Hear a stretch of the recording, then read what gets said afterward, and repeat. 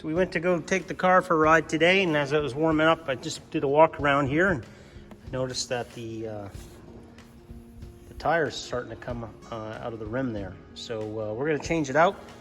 Got our handy dandy jack here, which is period appropriate here. It's pretty fancy.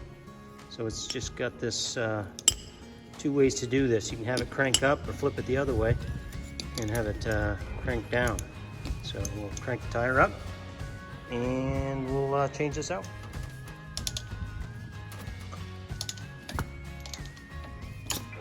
Got my Ford wrench here.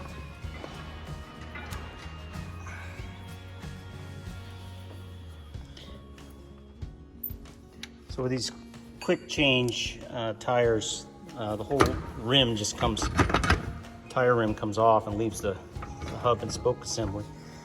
So I don't have a spare tire. We blew out a tube, so what I'm gonna do is put the tube from this tire back on this one, because this has a beaded rim on it, and this one obviously does not. So this was just hanging on the back as a spare. So we'll put it back there. Alrighty, so I let the air out of this one, and it does have a beaded edge on it. It looks like it's actually blown out a little bit there. So more reason to put the other one back on. So it probably would have continued to separate. So there's the rubber off the rim, and the original one had this tube lining here. So I'm going to put that on. It's got a hole in here for the valve stem. So I'll put that on. I'll put the tube on, and then I'll put the other tire on that is in better shape than that other one. And then we'll put some air in it and put it back on here. You can see these are all wooden spokes on here. This is a metal rim on there, and these bolts actually just pass all the way through. You can take them out onto that metal rim, and those wooden spokes just attach onto the metal rim.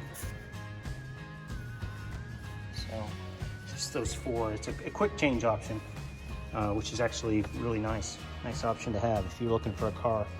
Makes it a lot easier if you get a flat and you're carrying a spare, just to take those four, jack it up, take those four bolts out, and just slap the other rim back on. You're good to go.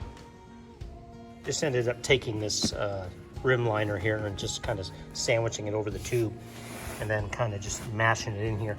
I need two hands to actually do it, so I use one hand to kind of spread the tire open, and then I use the other hand just to push it in. So that'll be in place. And then once I get that all the way around, then I'll go ahead and put the tire back on the rim. So got the tube all in there now. I'm just gonna set the whole tire assembly around the rim. Once again, I need two hands to do this, so I won't film it while I'm doing it. Basically, just pushing it down in here to try to get that rim of the tire around the rim here of the rim of the rim. So to get in there and get seated, and we'll put air back in it. We got it back on here, and I had to use my screwdriver in a few places just to kind of help it up over the edge here. Now I've got air in it, so we'll go ahead and put it back on. So I lined up the valve stem there, I popped it in, and then it's just a matter of putting all your hardware back on. Just put them on loose at first until it gets started, and then just finish it off with a wrench.